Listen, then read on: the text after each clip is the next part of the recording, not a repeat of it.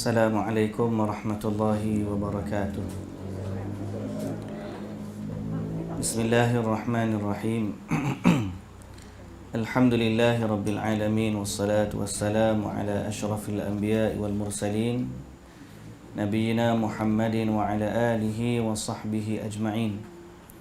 Rabbi syrah li sadri wa yassir li amri wahlul 'uqdatan min lisani yafqahu qawli, amma ba'du. Muslimin dan muslimat, hadirin dan hadirat yang dirahmati Allah Subhanahu wa taala sekalian. Alhamdulillah, syukur kita kepada Allah Subhanahu wa taala kerana Allah Subhanahu wa taala mengizinkan kita sekali lagi pada hari ini untuk kembali bertemu dan membacakan kitab ataupun membacakan ayat-ayat Al-Quran dan juga hadis-hadis dari Nabi kita Muhammad sallallahu alaihi wasallam, terkhusus melibatkan soal tauhid. Dan sering kita nyatakan dan takkan puas untuk kita kata bahawa setiap detik dan ketika dalam hidup kita kena refresh soal keimanan kita kepada Allah dan soal pengesaan kita kepada Allah Subhanahu wa taala. Kerana sifat hati itu kadang-kadang dia berbolak-balik. Dan kadang-kadang kita juga bila senang makin jauh dengan Allah Subhanahu wa taala. Bila kita baca ayat Quran, bahawa ni dalam tafsir tentang ayat Al-Quran, innallaha la yastahi an yadriba mathalan ma ba'udatan fama fawqaha, di mana Allah Subhanahu wa taala tidak malu memberikan perumpamaan seekor nyamuk ataupun yang lebih besar daripada nyamuk. Ayat itu berkaitan dengan orang munafik yang mengingkari perumpamaan bahawa mereka ni seperti orang yang hidup dalam kegelapan, hujan yang lebat, tiba-tiba ada kilat sabung menyabung, bila ada cahaya dia pergi, bila tak ada cahaya dia berhenti. Kerana hati mereka kejap-kejap beriman, kejap-kejap kafir, kejap-kejap beriman, kejap-kejap kafir. Maka mereka ni menolak perumpamaan tersebut. Dia kata takkanlah Allah Ta'ala bagi perumpamaan macam tu. Sehingga akhirnya Allah Subhanahu wa taala jawab, innallaha la yastahi an yadriba mathalan ma ba'udatan fama fawqaha. Allah ni dia tak malu nak memberi perumpamaan seekor nyamuk walaupun dan yang besar, lebih besar daripada itu. Sehingga dalam Quran kita dapati banyak perumpamaan. Allah Ta'ala sebut tentang lalat, Allah Ta'ala sebut tentang pokok, Allah Ta'ala sebut tentang anjing dan seumpama dengannya lah. Cuma sebahagian daripada ulama' dalam menafsirkan kenapa nyamuk yang disebut oleh Allah. Kerana antara sifat nyamuk ialah nyamuk ni bila dia kenyang, dia mati. Bila lapar, dia hidup. Sifat nyamuk ni. Dan itulah sifat yang Allah Ta'ala bagi kepada orang-orang yang ingkar kepada Allah. Bila Allah nak membinasakan sesuatu kaum, Allah kenyangkan mereka. Allah bagi nikmat, Allah bagi kesenangan, Allah bukakan pintu-pintu harta benda, sehingga akhirnya mereka lalai daripada Tuhan. Lalu mereka dibinasakan dalam keadaan tersebut. Sebaliknya, bila manusia susah, sifat dia macam nyamuk juga. Nyamuk bila susah dia hidup, bila lapar dia hidup. Terbang dalam hutan, cari makan, cari macam-macam lah. Jadi manusia ni bila dia lapar, bila dia susah, dia mudah ingat kepada Tuhan. Bila dia senang, dia jadi mudah lupa. Sebab tu kita tak kata kita mari sini ni lupa, tidak. Cuma kerana kehidupan kita ni banyak sangat kenikmatan yang Allah bagi. Kita sampai nikmat yang ada pada kita, janganlah sampai melupakan kita daripada Allah Subhanahu wa taala. Sebab itu saya sebut tadi, kita kena senantiasa refresh soal tauhid. Cara nak refresh tauhid ni ialah kita baca ayat Quran dan kita memahami makna yang Allah Ta'ala sebut. Dan ada angle-angle, sudut-sudut yang mungkin kita boleh tengok sehingga menyebabkan kita makin rasa keagungan Allah dan kerendahan diri kita di hadapan Allah Subhanahu wa taala. Pada pertemuan yang dulu kita dah sebut tentang hebatnya kekuasaan Allah ni, bahawa dia sahaja yang menciptakan, selain daripada Allah tidak boleh menciptakan. Okey? Dan mereka pun tidak boleh menolong diri mereka sendiri. Sehingga kita kata apa? Mereka tidak mampu memiliki walaupun senipis selaput biji kurma. Kan? Mereka tak mampu. Tidak ada kekuasaan pada Tuhan selain daripada Allah Subhanahu wa taala. Sehingga pada Nabi sallallahu alaihi wasallam pun Allah tegur Nabi. Kekuasaan ni bukan milik Nabi. Di mana waktu Nabi luka, Nabi pernah mendoakan supaya, dan macam manalah satu kaum yang melukakan Nabi mereka, mencederakan Nabi mereka akan selamat. Allah Ta'ala tegur Nabi, urusan mereka bukan urusan kamu. Laisa laka minal amri syai'. Urusan kebinasaan sesuatu kaum bukan urusan Nabi sallallahu alaihi wasallam. Ianya urusan Allah Subhanahu wa taala. Jadi kalau Nabi waktu hidup dia tak mampu dan Allah tegur masalah tu, apatah lagi selepas daripada baginda sallallahu alaihi wasallam wafat. Dan kita juga sebut tentang hadis berkaitan dengan Nabi kata Nabi tak boleh bantu hatta keluarga dia sendiri. Nabi pesan kepada Abbas bin Abdul Muttalib, Nabi pesan kepada Safiyah, makcik dia, Nabi pesan kepada Fatimah binti Muhammad, anak dia, supaya masing-masing menyelamatkan diri daripada azab Allah Subhanahu wa taala. Maka pada hari ini kita akan baca bab yang ke-16. Muka surat 58. Berkaitan masih lagi dengan keagungan Allah Subhanahu wa taala. Dan kita, macam saya sebut tadi, tak pernah puas membacakan, memerhatikan keagungan Tuhan yang Maha Pencipta. Kerana dia adalah Tuhan yang Maha Agung, Maha Indah. Bila kita sebut nama-namanya, kita rasa bahagia dalam hati kita. Makin kita kenal Allah, makin kita rasa takut kepadanya, tapi dalam masa yang sama makin besar harapan kita untuk mendapatkan rahmat dari Allah Subhanahu wa taala. Yang penting kita jadi hamba yang makin kita kenal Allah, makin kita tunduk dan patuh kepada Allah Azza wa Jalla. Maka tajuk bab kita hari ini ialah keadaan para malaikat sebagai makhluk Allah yang paling perkasa dan rasa takut mereka ketika turunnya wahyu dari Allah. Bab ni dalam kurungan, sebab kalau kita baca dalam kitab yang asal, dia tak ada bab apa, tak letak nama bab ayat sekian, bab ayat Quran sekian. Sebab tu cabaran sikit nak cari bahasa Arab tu. Tapi nak sebutnya bahawa ayat Quran yang ada pada hari ini berkaitan dengan keadaannya para malaikat. Pertama, kita kena tahu malaikat ni macam mana. Malaikat-malaikat ni makhluk Allah yang paling besar. Dari sudut bukan paling besar, paling perkasa. Kalau paling besar dari sudut saiznya adalah Arash lah. Tapi malaikat ni malaikat ni makhluk Allah yang perkasa. Jibril alaihissalam sebagai contoh ada 600 sayap. Satu sayap Jibril, kalau dia buka sayap dia cukup untuk menutupi daripada ufuk timur sampai ke ufuk barat. Satu. Makhluk-makhluk Allah yang lain tak setanding dengan ciptaannya malaikat. Jadi yang paling gah sekali sepatutnya malaikat.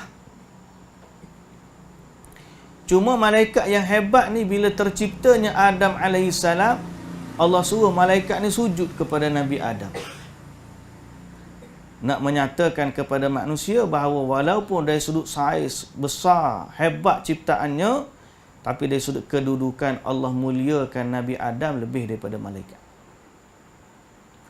Bab tu kita syukur dan kita rasa, nak kata bangga pun bimbang juga. Nak kata bangga sebab kita pun tak tahu kedudukan kita setara mana, tapi kesyukuran yang tinggi kerana Allah Ta'ala ciptakan kita dari kalangan manusia. sebagai anak cucu Nabi Adam AS. Di mana kedudukan manusia lebih tinggi daripada kedudukan malaikat dengan syarat. Bukan semua sekali, tak. Dengan syarat. Dengan syarat mereka beriman kepada Allah dan taat kepadanya. Sekiranya mereka tak beriman kepada Allah dan mereka ingkar kepada Allah, maka jadilah mereka lebih hina daripada binatang. Ulaika kal an'ami bal hum adall. Jadi manusia ni uniknya dia boleh jadi lebih mulia daripada malaikat, dia boleh jadi lebih hina daripada binatang. Itu uniknya manusia. Dengan cara apa dia mulia? Dengan keimanan. Dengan cara apa dia hina? Dengan kekufuran. Tapi pergi mari manusia, makhluk yang paling perkasa setelah daripada tu ialah malaikat. Kedudukan mereka mulia di sisi Allah, hampir dekat dengan Allah Subhanahu Wa Taala. Dan malaikat ni semuanya beriman kepada Allah. La ya'suna Allah ma amarahum wa yaf'aluna ma yu'marun. Baik, bila kita tahu keadaan malaikat tu begitu, ayat Quran pada masa hari ni kita nak baca, nak tunjuk angle sudut mana keagungan Allah, nak sebut makhluk yang paling perkasa tu bila berhadapan dengan Allah Azza wa Jalla, bagaimana keadaan mereka. Nak banding kita ni dengan Allah lagu mana? Jangan sampai ada orang yang berani kata Allah ni tak tara mana. Pernah dengar tak ada orang kata macam tu? Pada dia, Allah ni ialah Tuhan. Tuhan je lah. Tapi keagungan, izzahnya Allah sebagai Tuhan tu dia tak rasa. So kita nak baca hari ni ayat-ayat yang menunjukkan bagaimana malaikat apabila berhadapan dengan Allah Azza wa Jalla. Supaya kita ni hamba biasa ni, jangan kita rasa biasa je. Allah Ta'ala sebut kepada kita tentang orang-orang ahli kitab. وَمَا قَدَرُ اللَّهَ حَقَّ قَدْرِهِ. Mereka ni tidak meletakkan Allah pada penilaian yang sebenar-benarnya. Sebab tu dia boleh kata Allah ni ada anak, dia tak tahu Tuhan ni setara mana. Lepas tu dia boleh meremeh-remehkan kitab Tuhan. Dia boleh tukar, dia boleh ubah ayat yang Tuhan turun, dia boleh tukar lagi. Dia tidak menilai Allah dengan sebenar-benar penilaian. Orang yang beriman, betul-betul beriman kepada Allah, dia bukan sekadar mengakui kewujudan Allah. Dia bukan sekadar mengakui ketuhanan Allah. Malah dia memperhambakan diri kepada apa saja yang diperintahkan oleh Allah, dan di dalam hatinya ada rasa takut, gerun, dan dia membesar, mengagungkan Allah sesungguh-sungguhnya dalam kehidupan dia. Yang tu yang kita nak, mutiara itulah yang kita nak bila kita belajar tauhid. Dan inilah yang membezakan antara sifat belajar tauhid berteraskan Al-Quran dan As-Sunnah dengan belajar tauhid mengikut metodologi ilmu logik. Ilmu logik, ilmu mantik atau ilmu falsafah, dia belajar tentang Tuhan. Sama metod, sama cara, sama nak belajar Tuhan. Tapi natijahnya tak sama. Kerana mereka melihat Allah sebagai sesuatu yang wujud semata-mata. Dia cerita tu nak tahu Tuhan ni ada ke tak ada. Mustahil baginya tiada, wajib baginya ada. Lepas tu begini, pergi mari, hak ni layak, hak ni tak layak, hak ni begini. Nak kata Allah ni ada. Tapi orang beriman dengan Al-Quran, dia bukan sekadar hak ada tu, itu asas, peringkat basic, fitrah. Semua orang lahir ke dunia ni, fitrah dia, Tuhan tu ada. Cuma kita nak mendatangkan rasa kegerunan, ketakutan dan kepatuhan kepada Allah. Yang tu metod Al-Quran.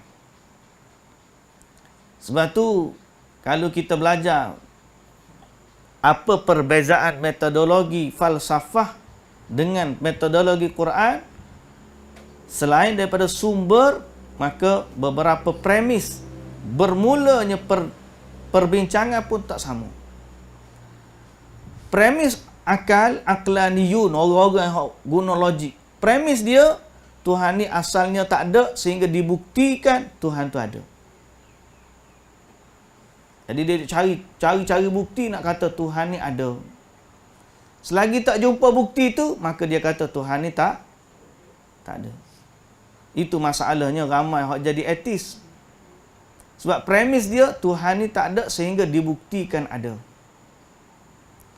Kita ahli sunnah, orang Islam yang beriman dengan Al-Quran dan juga As-Sunnah, asas dia, lahir-lahir kita dah tahu Tuhan tu ada. Jadi kita tak bincang masalah tu. Masalah dia ialah bagaimana nak memperhambakan diri kepada Tuhan yang Maha Esa tu. Cuma bila dia tersalah jalan, maka Nabi kata fa abawahu yuhawwidanihi aw yunassiranihi aw yumajjisani.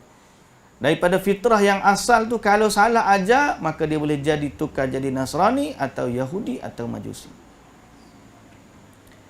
So bila kita belajar tentang Quran, kita nak rasakan apa? Keagungan Allah dan ketundukan kita.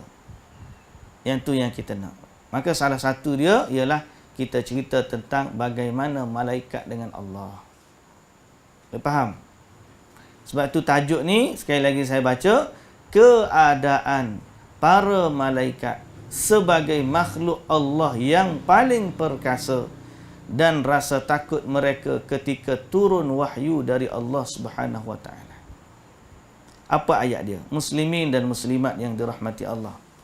Ayat yang pertama, surah Saba ayat 23. Surah Saba ayat 23. Kata Allah Subhanahu wa taala, hatta idza fuzzi'a an qulubihim qalu madza qala rabbukum qalul haqqa wa huwal aliyyul kabir. Sehingga apabila telah dihilangkan ketakutan dari hati mereka, mereka berkata, madza qala rabbukum. Apakah dikata madza qala rabbukum? Mereka berkata, apakah yang telah difirmankan oleh Tuhanmu? Madza qala rabbukum.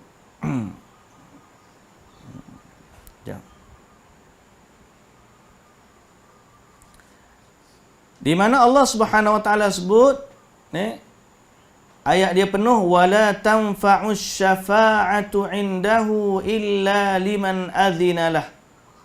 Hatta idza fuzzi'a an qulubihim qalu madza qala rabbukum qalul haqqa wa huwal aliyyul kabir.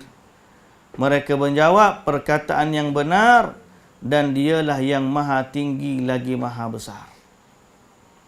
Ayat ni menunjuk keadaan manusia dan juga malaikat di hari akhirat. Tak ada siapa pun yang berani untuk membantu seseorang yang lain melainkan dengan izin Allah Subhanahu wa taala, termasuklah para malaikat. Sehingga apabila hilang ketakutan dari hati mereka, barulah mereka berani nak bertanya, apa yang Tuhan kata tadi? Qalul haq, mereka berkata, mereka jawab perkataan yang benar, dan dialah yang maha tinggi lagi maha besar. Dialah yang maha tinggi lagi maha besar. Dan ini menunjukkan apa dia? Muslimin dan muslimat yang dirahmati Allah Subhanahu wa taala. Menunjukkan bahawa malaikat yang agung itu, malaikat yang agung itu apabila berhadapan dengan Allah Subhanahu wa taala, datang kepada mereka rasa gerun dan takut kepada Allah Subhanahu wa taala. Ayat ini menunjukkan pertama, mengisbatkan kata bagi Allah. Yang kedua, menunjukkan keagungan yang ada pada Allah. Dan yang ketiga, menunjukkan ketakutan malaikat kepada Allah Subhanahu wa taala. Ya. Menunjukkan ketakutan malaikat kepada Allah Subhanahu wa taala. Jadi kalau malaikat yang perkasa tu berdepan dengan Allah takut gerun, maka patutnya kita lagi takut lagi gerun lah. Malaikat tak ada dosa, kita banyak dosa. Betul tak? Itu dalam Al-Quran.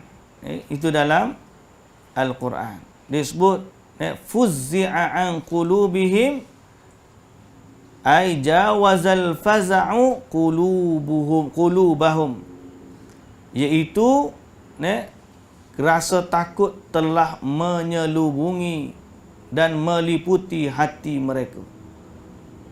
Takutnya malaikat kepada Allah Subhanahu wa taala.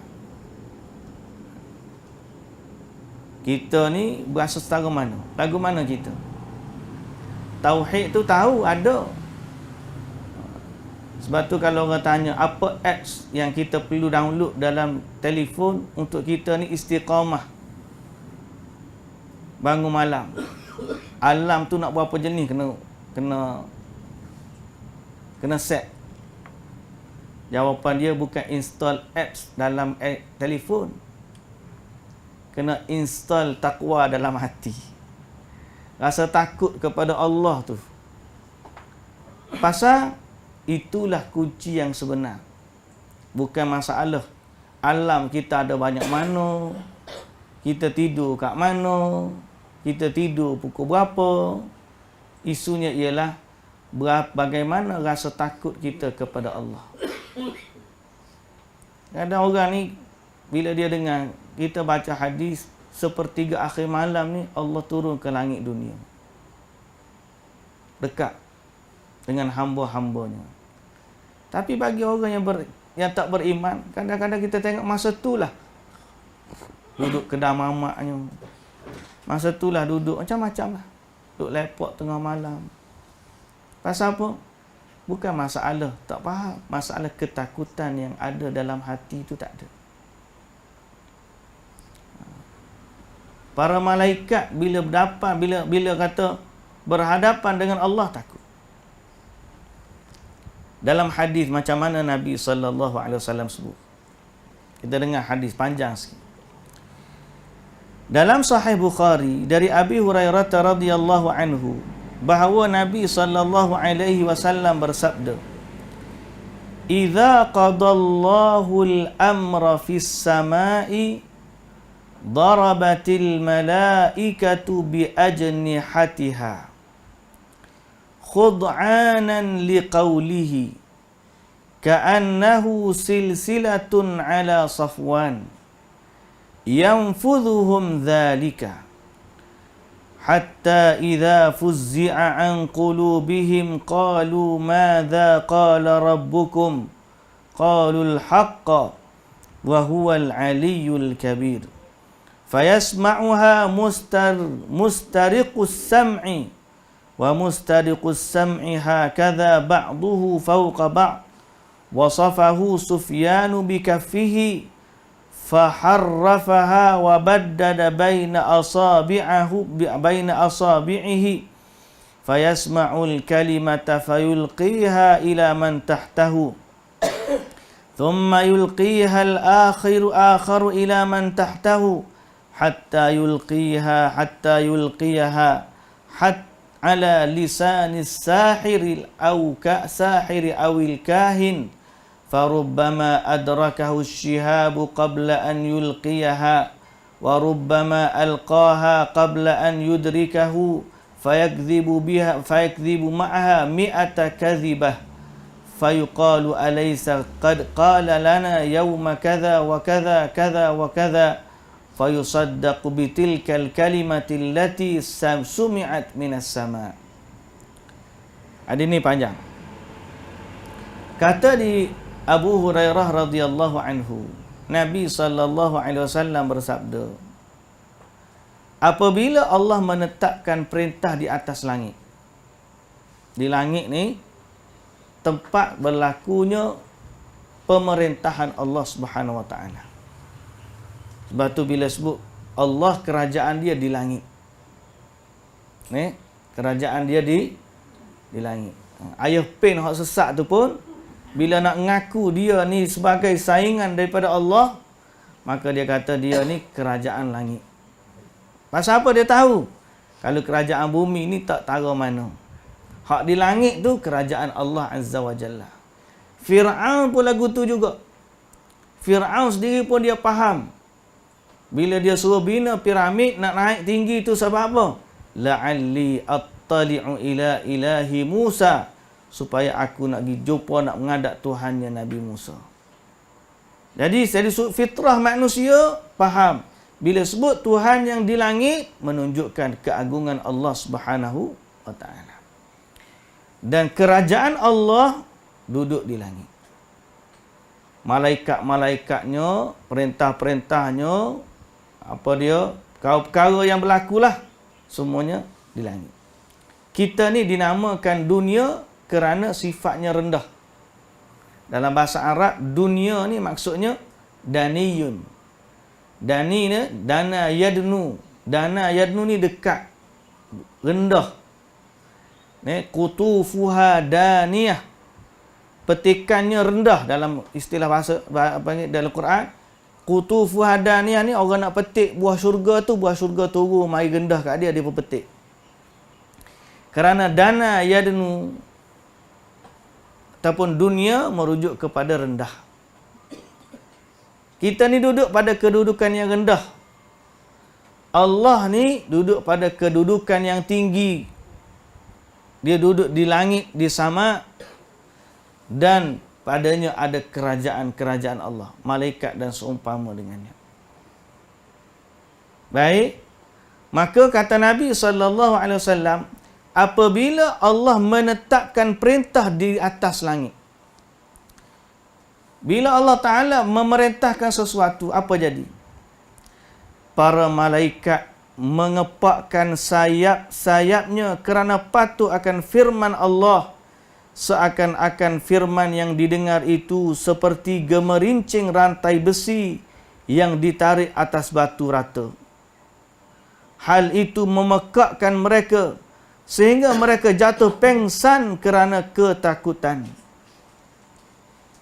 Disebut dalam penterjemah dia ni apa? Jadi bila di langit ni Allah Ta'ala keluarkan satu perintah, malaikat ni takut. Bunyi gemercing yang ada seperti barantai yang diseret di atas batu. Macam mana Allahu Ta'ala alam. Tapi setelah daripada malaikat mendengar, ada malaikat yang jatuh pengsan kerana takutnya kepada Allah Subhanahu wa Ta'ala. Apabila hilangnya rasa takut mereka yang ada dalam hati, barulah mereka kata, "Madza qala rabbukum?" Mereka pun tertanya, apa dia yang dikhabarkan oleh Tuhan kamu? Lalu jawablah hak dengar lain, kata apa? Qalul haqq. Allah kata perkataan yang benar.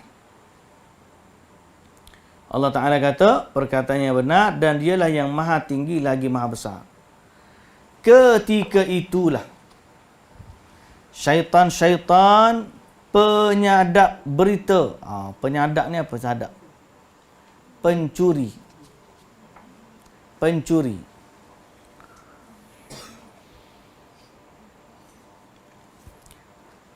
Syaitan-syaitan pencuri berita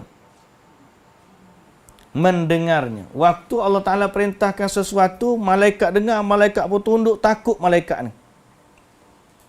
Ada yang rebah, pengsan. Masa itulah syaitan ni pergi curi dengar. Kata Nabi SAW, kemudian penyadap berita itu seperti ini. Sebahagian mereka di atas sebahagian yang lain digambarkan oleh Sufyan dengan telapak tangannya dengan diregang-regangkan dan dibuka jari jemarinya. Jadi malaikat ni atau syaitan ni pencuri langit duduk begini. berlapis-lapis daripada bawah ke atas, naik atas, naik atas, naik atas. Pencuri khabar di langit, syaitan. Okey, malaikat bila Allah Taala bagi arahan, kepakkan sayap, tunduk kepada Allah. Adapun syaitan, dia duduk di antara langit dengan bumi ni, duduk pergi curi-curi dengar apa yang Allah Ta'ala nak bagi tahu kepada malaikat. Dan sifat mereka berbaris-baris, berlapis-lapis. Langit pertama gini, gini, gini. Langit kedua pula gini, gini, gini. Yang ketiga, ataupun daripada atas langit ketujuh, sekian-sekian. Turun lagi, dia ada syaitan-syaitan yang naik ke langit untuk curi khabar berita. Kemudian, apa kata Nabi SAW? Maka ketika pencuri berita yang di atas mendengar kalimat Tuhan itu, disampaikan pula kepada yang di bawahnya, kemudian disampaikan lagi kepada yang ada di bawahnya, dan demikian seterusnya sehingga sampai ke mulut tukang sihir atau tukang ramal. Jadi pencuri khabar ni duduk di langit daripada kalangan syaitan, bawah dia ada lagi, bawah dia ada lagi, bawah dia ada lagi, bawah dia ada lagi, sehingga bila dia dengar tu, dia ambil khabar, cepat-cepat dia bagi kepada orang bawah. Dengar, cepat-cepat bagi kepada orang bawah. Dengar, cepat-cepat bagi kepada orang bawah. Sebab apa? Sebab dia takut direjam oleh bintang. Kerana Allah Ta'ala sebut, jadikan bintang ni rujuman lisyayatin. Antara maksud tujuan cipta bintang adalah menjadi rejaman para syaitan. Jadi, dia takut nak pegang lama berita tu, dia pas. Dapat berita pas, dapat berita pas, dapat berita pas. Setiap kali dia pas tu, maknanya Allah Ta'ala binasakan mereka. Cumanya, qaddarallah, takdir Allah. Dia tak akan berlaku kalau Allah Ta'ala tak izin. Allah mengizinkan juga pada akhirnya berita tu sampai ke bumi. Dengan cara ada syaitan bawa pergi kepada ahli sihir.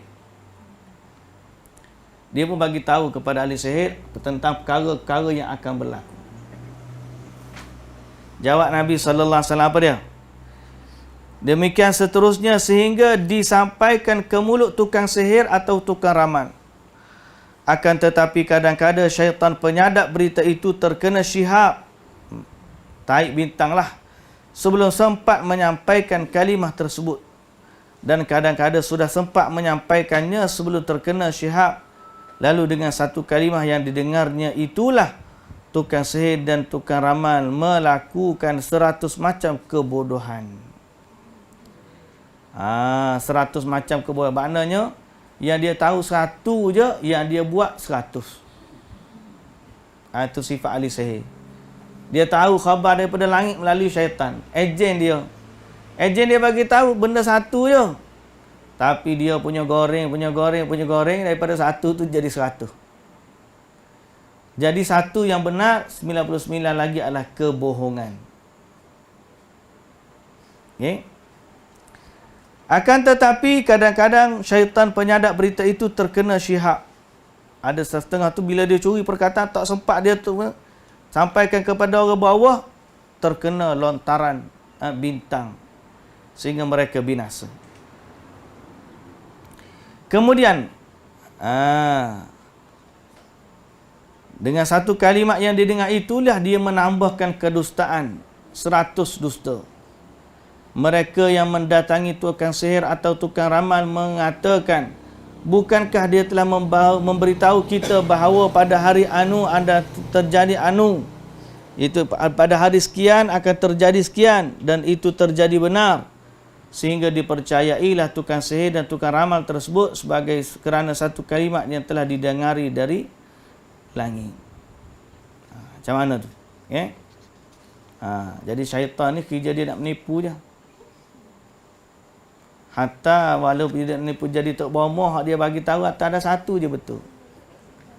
99 lagi tipu. Sebab tu ahli sihir ni jangan duk percaya mana. Kadang-kadang kita duk kecek-kecek, dia duk bomoh-bomoh, dia tulis cakap dengan ahli sihir. Lepas tu sembang lama pula tu. Macam-macam syaitan tu bagi tahu kat dia. Nya percaya pula lah tu. Dia tak tahu syaitan ni tipu daya dia sangat licik. Boleh jadi dia bila sedar tu dia kata hak yang buat kamu ni jiran kamu sebelah tu lah. Padahal jiran tak ada kaitan apa pun. Percaya sangat. Tapi dia daripada 100 kebohongan dia tu dia adalah satu benda betul. Hak dia boleh dengar daripada syaitan. Jadi ahli sihir ni kena beringat. Jangan kita percaya kepada dia. Baik. Mereka yang mendatangi tukang sihir akan tukang ramal mengatakan bukankah dia telah memberitahu kita bahawa pada hari sekian akan terjadi sekian dan itu memang terjadi sehingga dipercayalah tukang sihir atau tukang ramal tersebut kerana satu kalimat yang telah didengar dari langit. Jadi nak sebut ni hadis ni cerita pasal apa? Cerita pada syaitan ke cerita pada pasal malaikat? Dua-dua kan. Tapi hak mana lebih sesuai dengan titik bab ni, fokus bab kita? Malaikat. Sebab apa? Nak cerita malaikat ni bila datang perintah daripada Allah, malaikat ni bila datang saja perintah daripada Allah akan datang ketakutan yang teramat dalam hati mereka. Dan bila kita faham gitu, kita kata ya Allah, kalau malaikat pun takut, kita lagilah patut kena takut. Cuma beza kita dengan malaikat ialah malaikat ni nampak dah. Kita ni tak nampak lagi. Bila tak nampak lagi itulah yang tak berasa. Orang kata nu tsunami nu depan tu. Oh, pakat tengok belakang tepi-tepi pantai. Mari dekat sikit, tingginya ombak dia, tengok lagi. Bila nak lari bila. Duduk depan tu baru nak lari, tak boleh nak buat apa tu. Jadi kita ni kadang-kadang memang kita tak takut sebab tak nampak. Malaikat yang nampak ni keadaan dia macam mana? Takut sungguh. Takut pada Allah Subhanahu Wa Taala. Jadi sebab tu muslimin dan muslimat yang dirahmati Allah, kita ambil faedah daripada hadis ni, ketakutan kita kepada Allah, biarlah ketakutan kita kepada Allah tu ketakutan yang benar-benar ada dalam hati. Walaupun kita tak pernah tengok seperti mana malaikat ini. Itu poin dia nak ambil.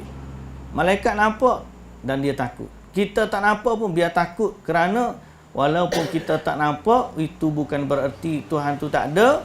Dan taupun Tuhan tu tidak berkuasa. Sebaliknya kita tak nampak tu kerana belum sampai lagi waktunya kita diberikan keizinan memandang kepada Allah Subhanahu Wa Taala. Okay? Muslimin dan muslimat yang dirahmati Allah. Jadi kena senantiasa ada dalam hati kita ni rasa takut. Yang seterusnya dari Nawas bin Sam'an radhiyallahu anhu menuturkan bahawa Rasulullah sallallahu alaihi wasallam bersabda, "Idza arada Allahu an yuhiya bil amri takallama bil wahyi. Akhadhatis samawati minhu rajfatan." أو قال رعدة شديدة خوفا من الله عز وجل فإذا سمع ذلك أهل السماوات صعقوا وخروا لله سجدا حتى يكون أول من يرفع رأسه جبريل فيكلمه الله من وحيه بما أراد ثم يمر جبرائيل على الملائكة كلما مر بسماء سأله ملائكتها قال ماذا قال ربكم قال ربنا يا جبريل ماذا قال ربنا يا جبريل فيقول جبريل قال الحق وهو العلي الكبير فيقولون كلهم مثل ما قال جبريل فينتهي جبريل بالوحي إلى حيث أمره الله. Baik, hadis ni juga menunjukkan sifat ketakutan malaikat kepada Allah. Maksud dia apabila Allah Subhanahu Wa Taala berkehendak mewahyukan perintahnya, maka dia firmankan wahyu itu dan langit-langit bergetar dengan keras kerana takut kepada Allah. Itu dalam hadis buat macam tu. Bila tebuk je, dengar je perintah Allah di langit, gementarlah hati-hati mereka. Lalu apabila para malaikat penghuni langit mendengar firman tersebut, pengsanlah mereka dan bersimpuh sujud kepada Allah Subhanahu Wa Taala. Itu keadaan malaikat. Okey. Kemudian maka malaikat yang pertama kali mengangkat kepalanya adalah Jibril. Dan ketika itu Allah firmankan kepadanya apa yang dia kehendaki dari wahyunya. Kemudian Jibril melewati para malaikat setiap dia melalui satu langit.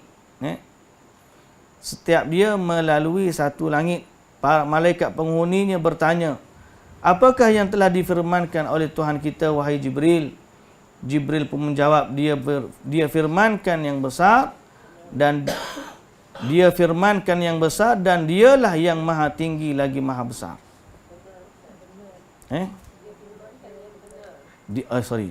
Yang besar pula. Dia firmankan yang benar. Dia firmankan yang benar dan dialah yang maha tinggi lagi maha besar. Satu lagi. Dan seluruh malaikat pun mengucapkan seperti yang diucapkan Jibril itu. Demikianlah sehingga Jibril menyampaikan wahyu tersebut sesuai yang telah diperintahkan Allah kepadanya. Baik. Jadi setiap kali Jibril lalu, malaikat tanya. Setiap kali Jibril lalu, malaikat tanya. Dan setiap kali mereka tahu tentang firman Allah, datang kepada mereka rasa takut dan gerun kepada Allah Subhanahu wa taala. Inilah keadaan malaikat dengan Allah. Inilah keadaan malaikat dengan Allah Subhanahu wa taala. Keadaan orang beriman patut lagu tu juga. Allah Ta'ala sebut, innamal mu'minuna allazina idza dzukirallah wajilat qulubuhum. Orang mukmin apabila disebut kepadanya nama Allah atau dibacakan kepada mereka ayat-ayat Allah, gementarlah hati-hati mereka. Dan inilah yang kita nak daripada tauhid kita. Bukan sekadar kita nak kenal Allah tu Tuhan kita, tak. Tapi kita nak rasa ketakutan dan gementar hati kita apabila berhadapan dengan Allah Subhanahu wa taala. Dan kita juga nak muslimin dan muslimat yang dirahmati Allah, apa saja yang kita lakukan, kita ada rasa takut kepada Allah. Pagi ni kita cerita pasal bab khalifah, kepimpinan. Tiba pula tajuk kita sehari dua ni tengah hangat tentang PRU. Jadi kebetulan betul. Saya tak niat pun nak cerita pasal tu, tapi bila kita baca surah Al-Baqarah tu, tiba-tiba lalu ayat wa idz qala rabbuka lil malaikati inni ja'ilun fil ardi khalifah. Jadi malaikat ni bila dia tahu begitu, dia bertanya, ataj'alu fiha man yufsidu fiha wa yasfikud dima. Apakah kamu nak cipta satu makhluk yang buat kerosakan dan menumpahkan darah? Jadi Allah Ta'ala kata, inni a'lamu ma ta'lamun. Sebelum daripada tu, wa nahnu nusabbihu bihamdika wa nuqaddisu lak. Qala inni a'lamu ma la ta'lamun. Jadi malaikat kata, kami ni bertasbih puji engkau, sentiasa mensucikan engkau. Allah Ta'ala kata, aku tahu apa yang kamu tak tahu. Malaikat bila Allah Ta'ala kata lagu tu, dia tu tak kata apa. Takutnya malaikat kepada Allah. Cuma isu dia manusia yang jadi khalifah. Khalifah ni ada dua maksud. Pertama, yang mengganti. Semua kita ni adalah khalifah kerana semua kita menggantikan generasi sebelumnya. Dia maksud dia. Kita ni ganti. Maknanya sebelum kita ada generasi dah sebelum. Dan kaum-kaum terdahulu adalah ganti kepada kaum yang sebelumnya setelah daripada mereka dibinasakan oleh Allah. Zaman Nabi Nuh binasa. Mari pula kaum lain. Zaman Nabi Lut binasa, mari pula kaum lain. Maka setiap kaum tu adalah ganti kepada kaum yang dibinasakan. Kita pula ganti kepada generasi sebelum daripada kita. Maka setiap kita adalah khalifah yang Allah Ta'ala lantik untuk memakmurkan bumi. Dalam ramai-ramai khalifah umum ni, kena lantik satu lagi khalifah khusus. Khalifah khusus ni ialah yang menggantikan pemimpin dari kalangan orang Islam, menggantikan pemimpin sebelumnya. Setelah daripada Rasulullah sallallahu alaihi wasallam wafat, maka terlantiklah khalifah yang pertama, iaitulah Abu Bakar As-Siddiq. Kenapa? Kemudian lepas Abu Bakar, mari pula khalifah kepada Abu Bakar, Umar. Lepas Umar meninggal, mari pula khalifah kepada Umar, Uthman. Khalifah kepada Uthman adalah Ali. Makna khalifah ni dia ganti orang sebelum daripadanya. Maka ceritalah hari ini berkaitan dengan sifat-sifat khalifah sebagai pemimpin dan ciri-ciri orang yang kita nak lantik sebagai pemimpin. Cuma di akhirnya saya ikut satu perkataan, lebih kuranglah makna dia, Syekh Sya'rawi, dia kata kepada Husni Mubarak. Dia kata apa? Kalau kamu rasa nasib kami ni terletak di tangan kamu, maka buatlah apa yang kamu nak buat. Tapi kalau kamu ingat akhirat nanti nasib kamu terletak di tangan kami, maka takutlah kepada Allah. Boleh faham tak? Atas dunia ni, siapa yang jawab pemimpin, nasib kita ni terletak di tangan dia. Dari sudut pentadbiran lah, takdir tu tetaplah milik Allah. Nah, tapi dia kena ingat, akhirat nanti nasib dia terletak di tangan rakyat dia. Sebab apa? Sebab dalam hadis Nabi SAW suruh kita sabar je sebagai rakyat ni. Apa pemimpin buat, nak kata apa lagi, mungkin dia pemimpin, sabar je lah. Tapi kena ingat, Nabi kata, kamu semua akan mengadu kepada Allah tentang dia di akhirat sana. Lah ni kamu sabar, akhirat nanti mengadulah kepada Allah.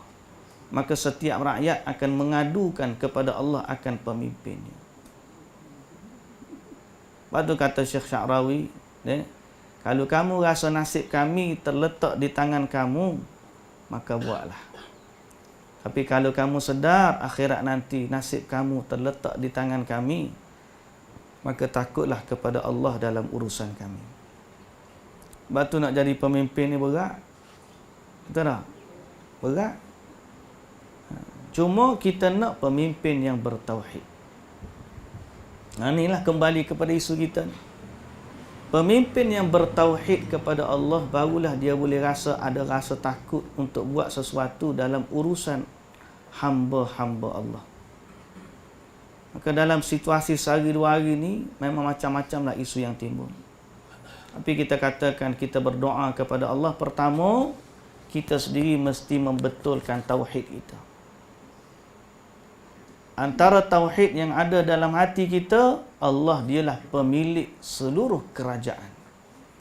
Qulillahumma malikal mulki tu'til mulka man tasha wa tanzi'ul mulka mimman tasha wa tu'izzu man tasha wa tudhillu man tasha biyadikal khair innaka ala kulli syai'in qadir. Katakanlah bahawa Allah dialah Qulillahumma malikal mulk, pemilik segala kerajaan.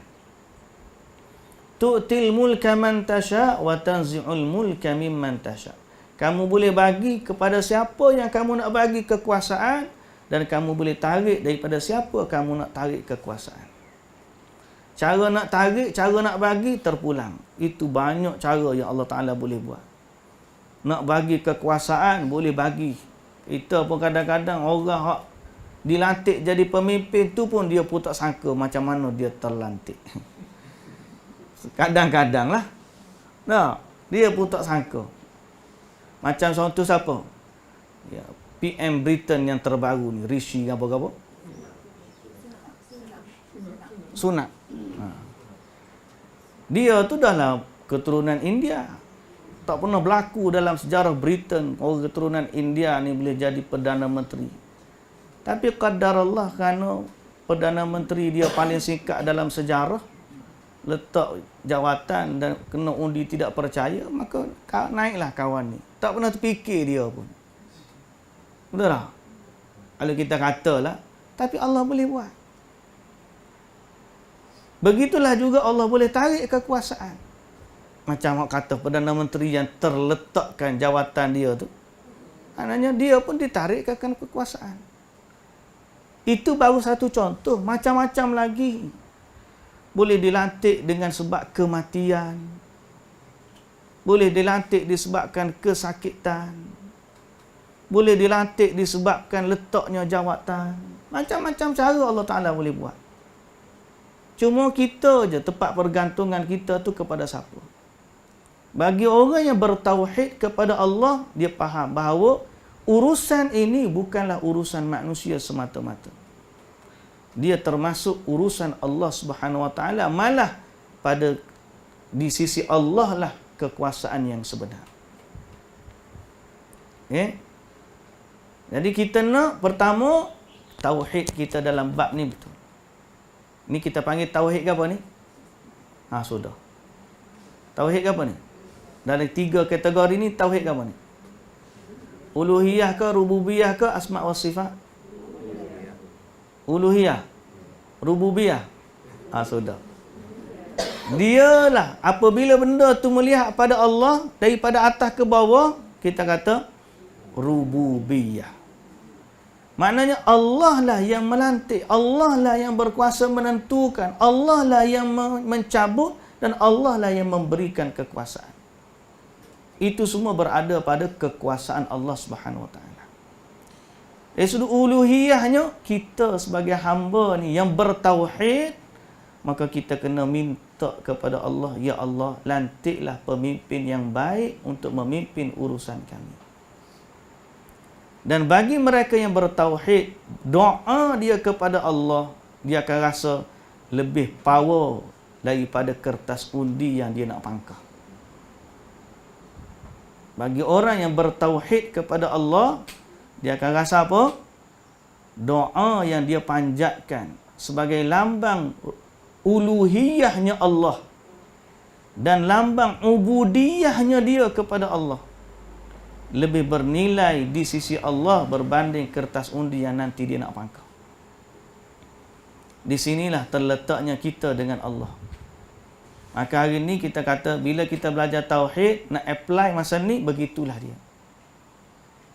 Okay? Nanti kalau orang tu lah jadi pemimpin, habislah kita. Ayat-ayat macam tu sebenarnya ayat-ayat yang belum lagi sempurna tauhid.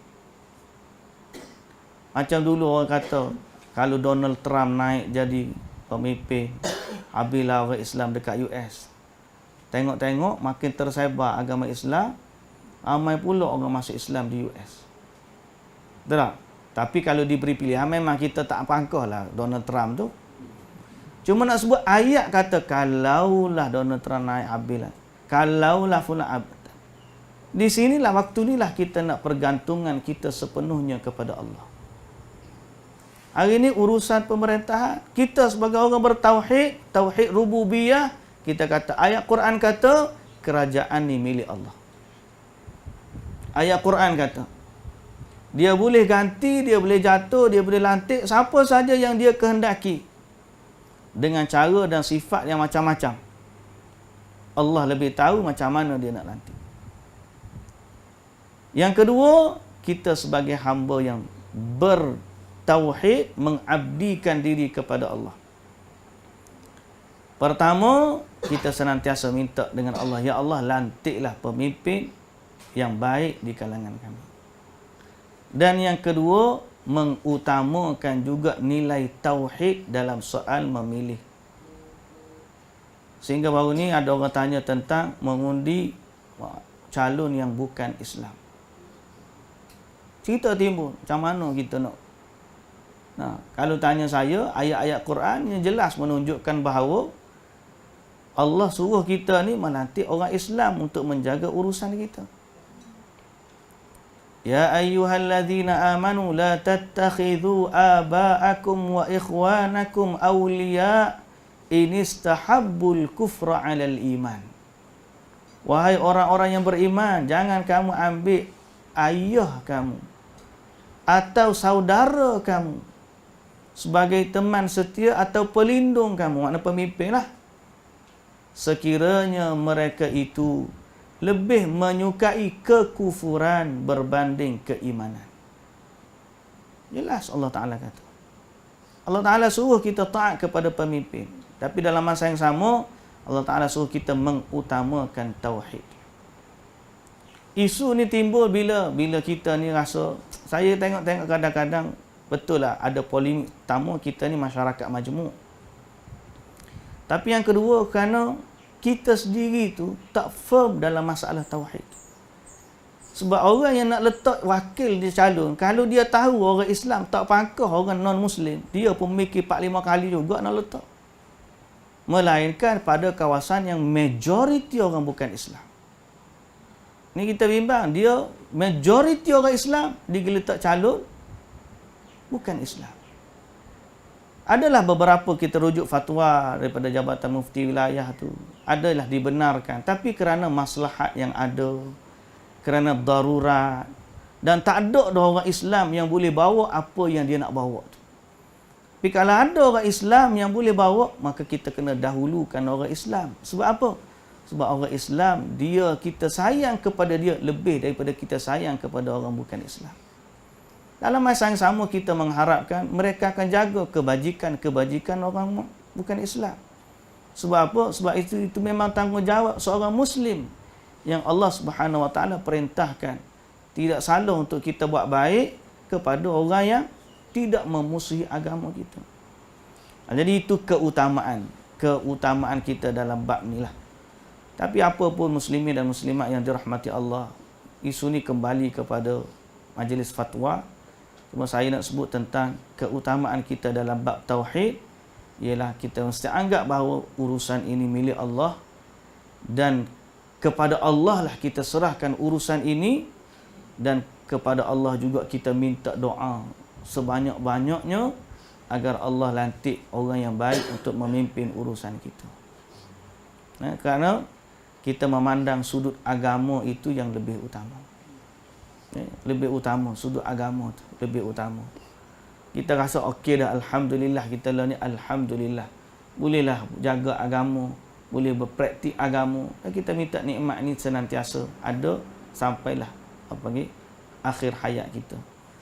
Dan selebihnya urusan terletak pada Allah Subhanahu Wa Taala. Macam saya kata tadi, memanglah di dunia ini mereka mereka menguasai urusan pengikut ataupun rakyat dia, tapi jangan lupa di akhirat nanti yang memegang urusan mereka adalah rakyat-rakyatnya. Kalau setiap orang pergi ngadu depan Allah tentang apa yang dilakukan oleh para pemimpin dia, jenuh dia nak jawab depan Allah Subhanahu Wa Taala. Jadi sebab tu kita ada kerja kita, mereka ada kerja dia. Pemimpin kerja dia jaga rakyat. Rakyat kerja dia mendoakan pada pemimpin. Doakan kepada Allah. Pertama, saat ni sebelum terlantiknya mana-mana pemimpin, kita doakan agar Allah Subhanahu Wa Taala lantik orang yang baik pada kita. Tapi sebenarnya satu sudut yang lain, kita masih beruntung sebab kita ada yang di Pertuan Agong. Ni kita panggil, kalau orang bergaduh adik-beradik ke, ada bapak tarik telinga. Balas adik-beradik, ayah kata mari sini, dia pun tarik telinga ni, akhir sekali dia tak kata apa. Itu yang berlaku dulu. Bila tak cukup simple majority, semua duk pening kepala belaka, Agong pun panggil, mari mengadap dia belaka, nyatakan sokongan siapa dia sebenarnya lantik jadi pemimpin. Akhirnya terlantik. Maknanya bila balas adik-beradik, ada orang boleh tarik telinga. Okey dah tu. Masalahnya kalau balas tak ada orang boleh tarik telinga. Yang tu susah. Gaduh tak ada orang boleh damaikan, ni masalah. Sebab tu kita ni dalam satu bab syukur kepada Allah, kerana Allah masih lagi menjaga sistem pemerintahan berpusat kita ni. Ada paksi yang patut tunduk kepadanya tanpa pilihan raya. Itu satu nikmat yang besar. Apapun, doa kita yang paling besar sekali. Waktu-waktu sebegini kita pakak-pakak doa kepada Allah agar Allah jangan sebab kesalahan dan dosa kita menyebabkan Allah lantik orang yang tidak merahmati dan menjaga kebajikan kita. Okey? Dan memang akhirnya yang kita kena buat ialah mengislahkan diri kita, memperbaiki diri. Kerana kepimpinan ni adalah cerminan kepada rakyatnya. Sebagaimana rakyatnya, begitulah yang Allah Ta'ala akan bagi kepada mereka. Wallahu ta'ala alam. Jadi muslimin dan muslimat, saya ambil bab tu sikit supaya kita ambil faedah dan iktibar. InsyaAllah minggu depan sekali lagi kita ada. Bukan ngundi lagi dah.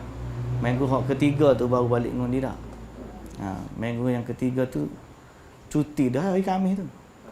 Start cuti balik ngundi dah tu. Itulah cerita hangat sehari dua ni. Kena setuh jugalah supaya kita berpaksi kepada tauhid. InsyaAllah. Wallahu ta'ala alam. Subhanakallahumma wa bihamdika asyhadu an la ilaha illa anta astaghfiruka wa atubu ilaik. Aqulu qawli hadza wa astaghfirullahal azim li wa lakum. Assalamu alaikum warahmatullahi wabarakatuh.